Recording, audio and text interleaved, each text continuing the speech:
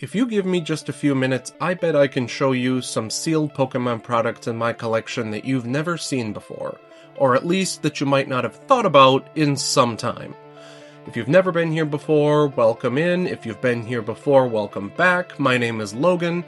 This is Driftless Cards and Games, a part-time online Pokemon resale business. We dabble into other TCGs too, but above all, I'm a Pokemon collector, and I'd like to share with you today a couple things from my collection, sort of a follow-up to a video I made a couple weeks ago. I'll link up above on some alternative Pokemon collectibles. We talked about, spoiler alert, some different types of non-typical TCG-type Pokemon products that still fit in a binder, that are still fun things to collect, especially on a budget.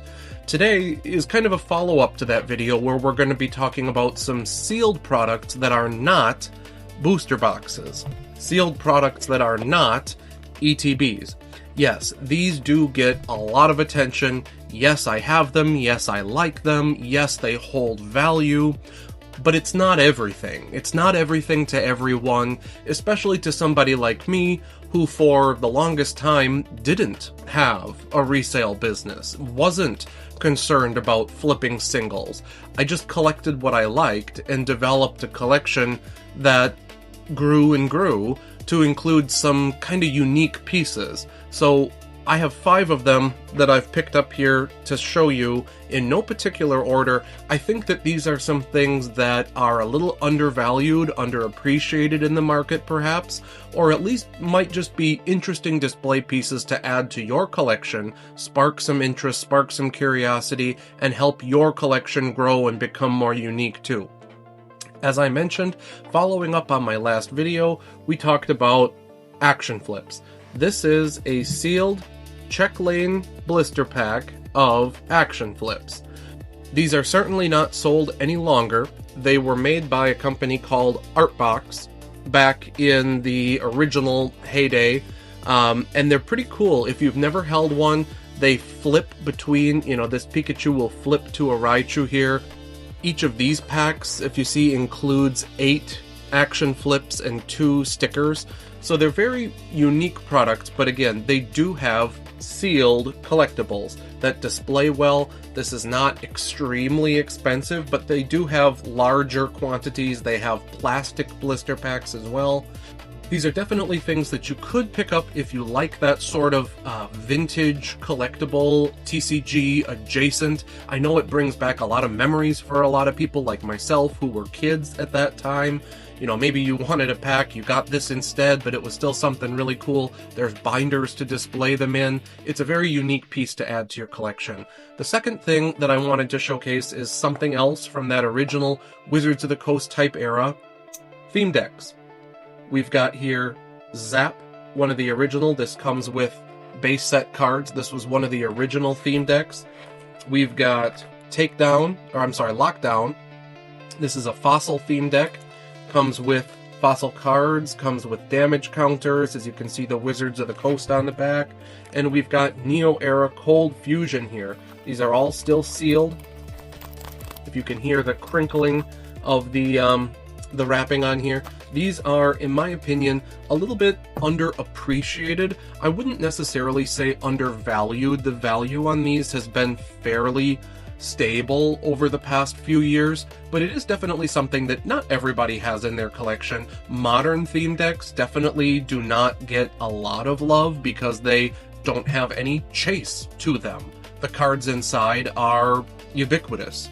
If you get a Mewtwo and Melmetal from the Sword and Shield area, that combined deck, those sat on shelves for years, and sometimes you can still find some old theme decks on shelves. It's definitely an interesting way to pick up older cards, and if you're like me and you enjoy just keeping them sealed, I've got another one behind me here, Blackout.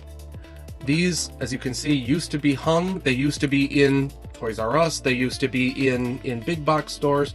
These are just really cool, in my mind, kind of time capsules, pieces of the past. I remember having these as a kid. I know what's inside that box. If I were to open it, what I would get out of it. There's not so much of a thrill of the chase with something like that. It's just a sealed collectible in its own right, and if you share that same bug like I do, I think that's cool. The next product that I wanted to showcase is a little bit more modern, but not quite totally modern. We've got some pre-release kits. We've got some build and battle decks. As you can see, these are from Fates Collide and Lost Thunder, two sets that are, obviously Sun and Moon era, X and Y era. They're getting up there in age.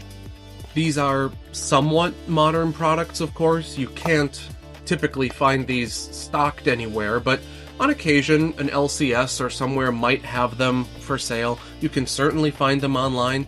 Each one comes with a stamped promo inside that is a Black Star promo with the set stamp on it, Fates Collide in the bottom of the art box, as well as several packs, and a brick of pretty playable cards from that time, with the thought being that you open the box, you make a deck, and you're able to battle it.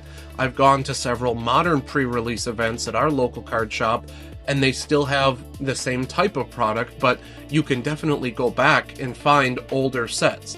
If you don't have the budget for a booster box collection of every set on display, maybe a build and battle kit. It's got different artwork on it than the booster box does. It's got different pack contents than a regular booster box or ETB does. Plus, it's also a little bit more condensed and dense to display on a collector's shelf. So I think that those are pretty unique. It's a interesting snapshot as they evolved over time with the hobby as well. Something to consider when you're looking to pick something up. I've got my product number 4 here off to the side. It's one of my favorites that I have on the table, but we are going to go back in time a little bit more. We have Topps cards. Again, these are not official Wizards of the Coast or Nintendo TCG cards. These are, in this case, this is from the first movie. This includes several packs. There's 10 packs sealed inside this box, and some of them have scenes from the movie on it. Some of them have, as you can see, different stills from the Pokemon the first movie. This box originally retailed for $19.99. As you can see there, it's still in very good condition with the Topps wrapping on here, Topps logo on the wrap. Or maybe you can't pick up a box, maybe you can just pick up a booster pack. This is from the Johto series of Topps. This is still sealed here. I like to keep individual packs sealed. This one of the Series 2, the collector edition packs. There's Jesse and James art. There's different Ash art and everything from that series. They display really nice on a shelf. And just as a collector's pro tip, from collector to collector, one thing that I like to do with my sealed individual packs, just to keep them nice and sturdy for display, is to actually sleeve them. These are tarot card sized sleeves. I'll include an Amazon link down below. It's an affiliate link, in full disclosure. It'll support our channel a little bit if you shop. But it's a great way to protect somewhat your collectibles, display them nicely. I didn't like displaying booster packs vertically. I didn't like stressing and putting pressure on the crimp. So this prevents that, keeps the dust off, keeps them a little bit more protected and nice and uniform for display. So if you're at all interested in that, that'll be down below. They're very inexpensive, but just a nice, unique way to display. Again, if you're not looking to pick up something this big, there are also Topps booster boxes. I do have a couple of those sealed. If you're interested in seeing what those look like, I can do a video on that, showcasing that too. Let me know down in the comments. But the last product, number 5, that I wanted to showcase in this video for you today is actually not one from the United States, which is where I'm located.